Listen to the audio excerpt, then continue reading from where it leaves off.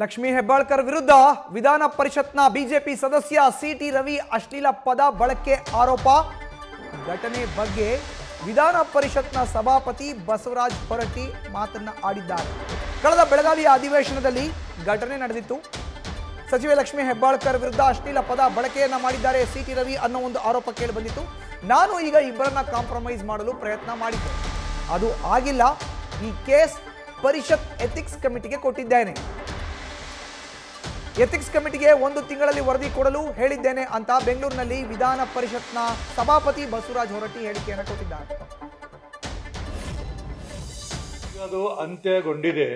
ಅದೆಲ್ಲ ಏನಾಗಿದೆ ಅಂದ್ರೆ 19ನೇ ತಾರೀಕು ನಾನು ಮುಗಿಸಿದ್ದೆ. ಅದನ್ನ ಎಲ್ಲ ನನ್ನ ರೂಲಿಂಗ್ ಕೊಟ್ಟು ಅದ್ರ ಬಗ್ಗೆ ಚರ್ಚೆ ಎಲ್ಲೂ ಅವಕಾಶ ಇರಲಿಲ್ಲ. ಆದ್ರೆ ಇಬ್ಬರು ಮತ್ತೆ ಕಂಪ್ಲೇಂಟ್ ಕೊಟ್ಟ ನಂತರ ಅದನ್ನ ಮಾಡಿ ನಾನು ಚರ್ಚೆ ಮಾಡಿ ನಾವು ಇಬ್ಬರನ್ನು ಕಾಂಪ್ರಮೈಸ್ ಮಾಡ್ಬೇಕಂತ ಪ್ರಯತ್ನ ಮಾಡಿದೆ. ಅದಾಗಲಿಲ್ಲ. ಎಥಿಕ್ಸ್ ಕಮಿಟಿ ಕೊಟ್ಟಿದ್ದೀನಿ. Matter pending before the ethics committee. Ethics committee ಏನು ತೀರ್ಮಾನ ಮಾಡ್ತಾ ಆ ತೀರ್ಮಾನದ ನಂತರ ನಾವು ಮಾಡ್ತೀವಿ. ಅದ್ರ ಬಗ್ಗೆ ಇಲ್ಲಿ ಚರ್ಚೆಗೆ ಅವಕಾಶ ಇಲ್ಲ.